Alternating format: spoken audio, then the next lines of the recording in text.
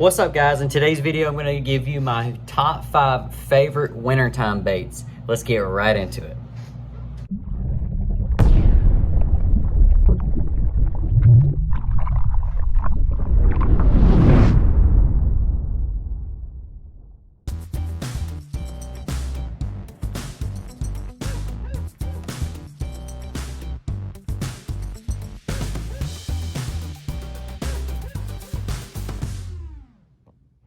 All right, so the first bait that I'm gonna start off with, which is, I'm gonna rank them probably from 5 to 1, number 1 being the best. So number 5 is going to be a spinnerbait.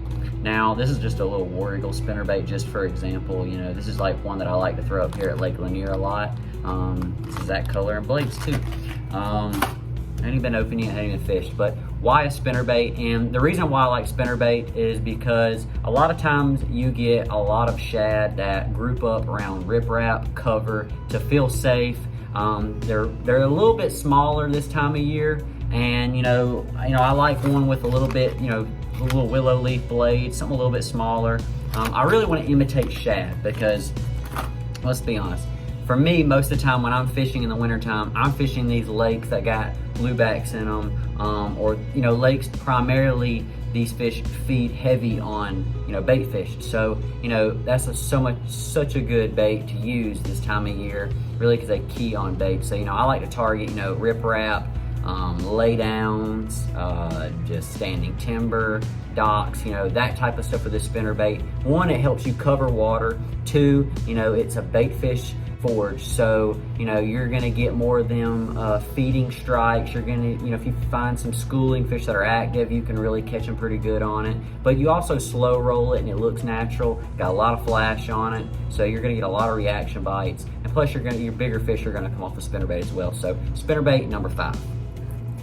Number 4 is going to be a crankbait. Now this is a Rapala DT6, and the reason, I'll get into the reason why I like a Rapala DT6, but the reason I like a crankbait in the wintertime is the same reason for the spinnerbait. When I don't want to put off a lot of flash, I'm just really trying to cover water, I'm targeting rock, I'm targeting wood, I'm really trying to figure out how active these fish are, or I'm trying to find pods of them together. That's when the crankbait really comes in handy, especially these crankbaits like the DT6. It's got a really tight wobble to it, it's balsa, so it's it's got an awesome action as well.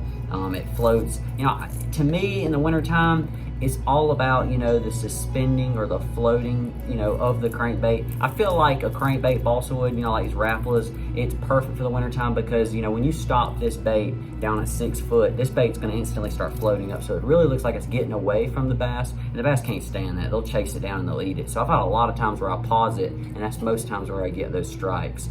But a Rapala DT6, and especially in these colors, this time of year, late January, early February, I like to go with these orange colors and these orange craw colors. I really focus on these colors a little bit more in that yellowish. I start getting into the reds, red craws and stuff like that more into the early March, late February, early March, and that's when I start getting into them shad patterns and them red crawl colors. Mainly it's always red crawl colors, but sometimes I'll throw like a dark shad color out there, or something that's translucent you can see through a little bit. So crankbait, number 4 on the list. And now let's get in number 3 real quick. Number 3 is going to be a jig. I had to find it. So this is a finesse jig. Basically, that's honestly, out of all the jigs, in the wintertime, a finesse jig is definitely my favorite. And the reason why a finesse jig is, a finesse jig, it's a small presentation. It's an easy meal for them big bass that don't want to go out and do a lot of hunting for bait fish or shad. They don't want to run down their forage. So crawfish, they live in like rocks, they live in timber, they live in the mud. They're crawling all around on the ground. So when a big bass sees this, it's an easy meal. He don't have to digest it as quick. He don't have to have him put up a lot of energy that he can't afford to lose to eat this. So a crawfish is a really good color. And like I said, I like these orange colors this time of year, late January, early February. And I'll start to go to a red jig or a black and blue or a brown, starting around early March and then late February. So a jig at number 3. Now, Number 2 on the list, which is my second favorite wintertime bait that I feel like catches them all year long, but in the wintertime it really excels, especially when you got them bass that are super locked down, they got locked jaw, they're very finicky, and they're not chasing or eating much. This bait will always catch them, and that is a shaky head. Now, I love a shaky head, like I said, really around docks, rock structure, bridges, riprap, that type of stuff is where this bait's really gonna excel. Deep water ditches, humps, points. This bait can do it all, and it's gonna catch them, all throughout the year, but wintertime it really excels. This is when it really comes into play. And I always got one tied on in the wintertime and throughout the fall and throughout the spring. So shaky head, and the thing is, depending if you're asking about the size of the head, what size you should get. If I'm fishing docks or I'm fishing lay downs, typically from that 2 foot all the way down to that 10 foot range, I like a 3/16. If you're fishing deep, like ditches, points, just deep structure in general, where you really want to feel what's going on down there, I prefer you get a 5/16. You're gonna feel a lot more structure, rocks, the clay, you're gonna feel how hard the bottom is, and it's gonna sink faster, so you're gonna get down there faster. This 3/16 is lighter, so it's got a little bit slower fall, and around them docks, that's kind of what you want, especially around that cover with suspending bass. So that comes in at number 2, and let's get into number 1. Okay, so number 1 on the list is my absolute favorite thing to throw in the wintertime, and that is a jerkbait. Now what we have right here is just a Smithwick Roe jerkbait. One of my favorites, especially this time of year up here on Lake Lanier. It's a translucent color, so it really gets a lot more bites in that clear water.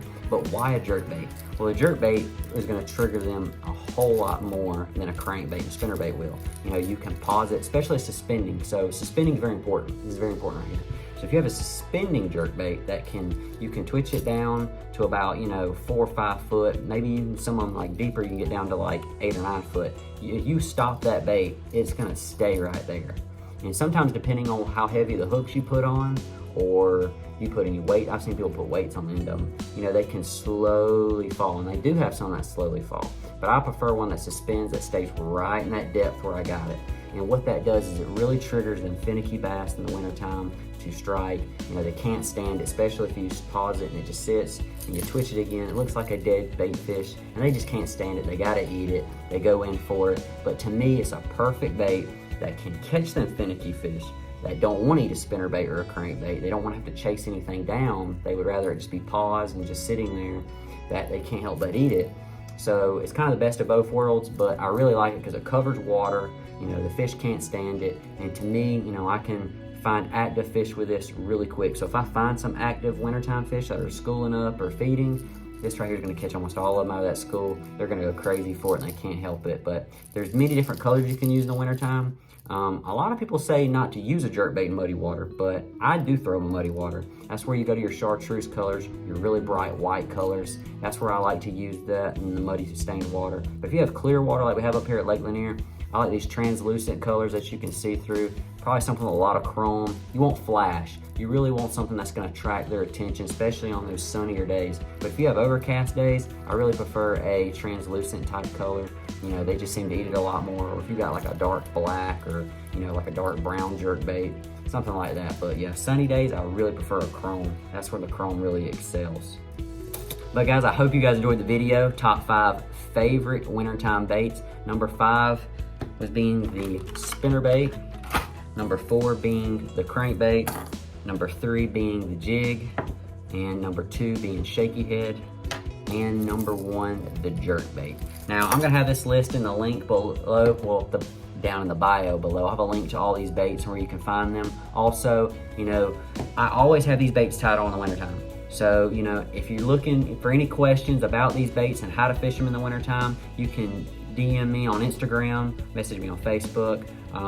Don't forget to go check me out on Instagram, Facebook, TikTok, and I will see you guys in the next video. We have the vlog for this official practice is coming out, and something really crazy happened in it, and I know you guys are gonna wanna see it. It's an insane video, it's really good. Hope you guys enjoyed this one. Smash that thumbs up button, subscribe to the channel, hit the bell, and I will see you guys next time. Peace out.